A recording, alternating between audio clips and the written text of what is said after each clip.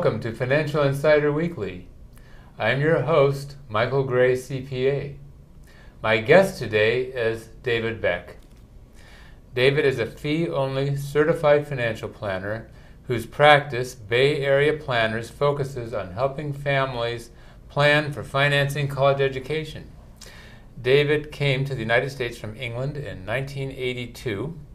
He worked in product management for electronic component manufacturers, including Tyco, before starting a second career in financial planning. David graduated in 2006 from the financial planning program at University of California at Santa Cruz Extension. He chose the college planning specialty after helping his niece with financing issues for her college education, and it's developed into his full-time business. He says that he's found helping people in this area to be very rewarding.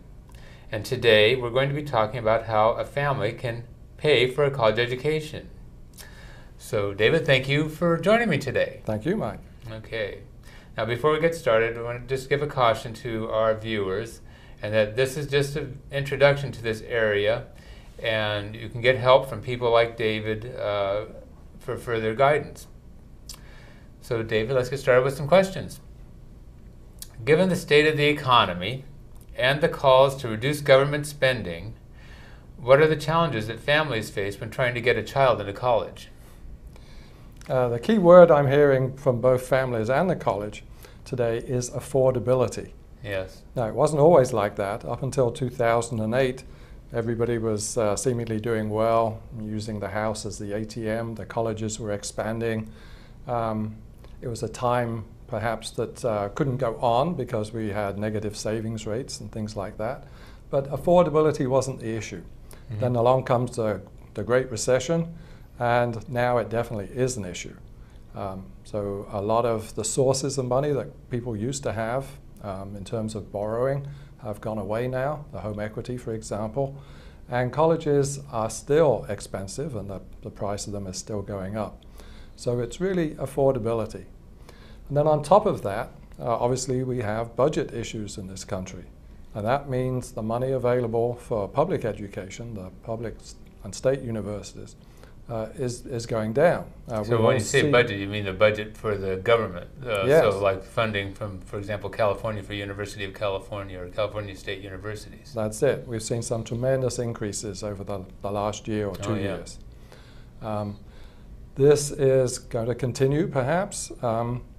And what this has is an effect of making colleges, public colleges that didn't used to be competitive to get into, they now are competitive. So this is having a knock-on effect to the private colleges. The private colleges are still managing to increase their net revenue per student.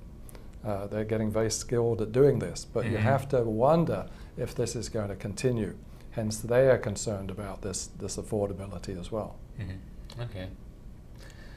Well, when you think about it, is college still worth the expense these days? Higher education definitely has value. Actually, I was reading a study just earlier today, a white paper that contrasted the value of vocational education with general education, something like a 4-year liberal arts college degree. And basically what it said was that the vocational education helped the entry into the workforce. So the student gets that kind of education, has a much easier time of getting a good paying job at the beginning. Yes. However, over time that beneficial effect wears off. And what happens is that when they get to middle-aged or in their 50s, they're more likely to find themselves unemployed if they haven't maintained their skills, or if the economy hasn't moved away from the type of job that they're doing. Even a country that we look up to in terms of its capabilities, like Germany, which has a wonderful apprentice education system, has this effect that by the time these employees reach the age of 40 to 50, they're more likely to be unemployed than people with the more general education. The more general education, it's more difficult to get started in a career, but you're more flexible. So as the economy changes around you, you can cope with it better. Yeah. So they have statistics that, for the most part, have indicated that college education seems to in most cases, pay for itself. It does. In actual fact, there are some rankings of colleges that you can see your return on investment. But with all of these types of statistics and these concepts, you have to remember that we're talking about averages. Yes. And within averages, we don't really encounter averages in real life. We're talking about individual students. So your question is a college education worth it, or does it pay off? Obviously it does for some students more than others. If you're a petroleum engineer, it's great. You come out with a very high, even initial salary. If you come out in something like childcare or social work, you can have the opposite effect, where the jobs you get into, the money you earn, will not even pay off the amount you invested in that education. Yeah, so there's a range, and there are some favored occupations, even at this time. So like some software engineers, the problem is, again, like you said, you really have, that's the type of area you've got to really keep on top of what is developing, because your information that you learned in the vocational part of the university or whatever is obsolete, within a year or so, and so you've got to hustle to really keep on top of what's happening. Right.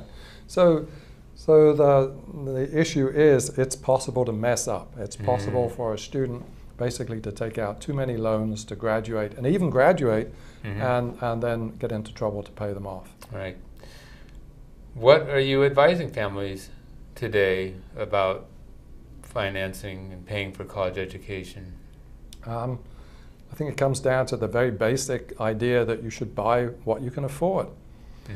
So in terms of his overall expense, it's maybe a little bit less than a house, but equivalent to maybe a new car in the driveway every year. So college is very expensive, and you should look at it, in that way. Can we afford what we're purchasing? It's like buying a house. People think that there's only one right house for them, a perfect house. They go looking for that perfect house, but maybe they don't find it. It's not for sale or whatever, or it's too expensive. They end up in a house which is fine, which is good. They love it, and they can afford it. I mean, they go to mortgage brokers, find out how much they can afford. The difficulty with college is that whereas the house has a fixed price, and you can have it inspected to make sure you're not getting into something that's going to cost more, with college, you don't know if you're going to be there for 4 years, 5 years, or 6 years. You don't know how much the tuition will increase every year. So, you have to be careful. Don't get into a college that you can't really afford, because over those years, it could really get you into trouble.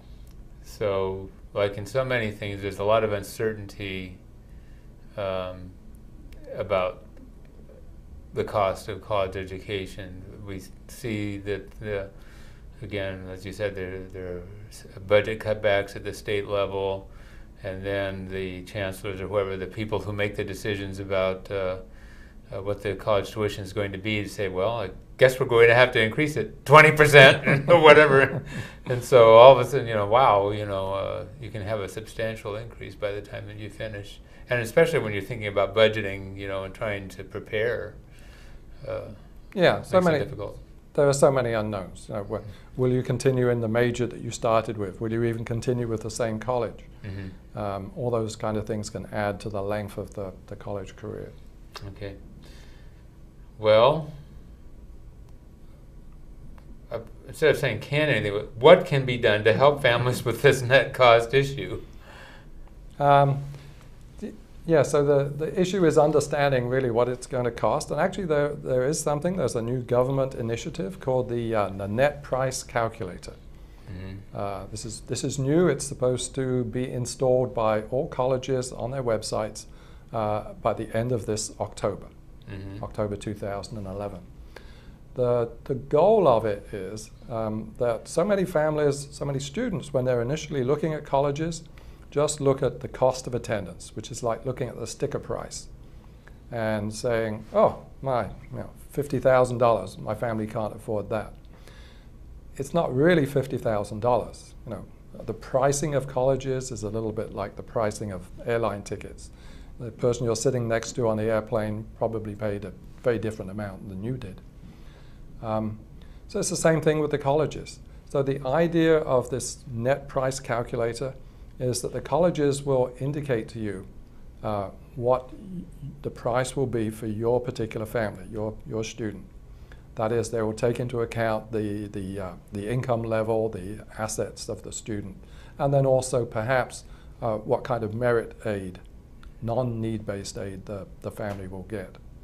So this is brand new. You know, it's got to be worked out, you know, both from the point of view of the families using it and the colleges providing this information.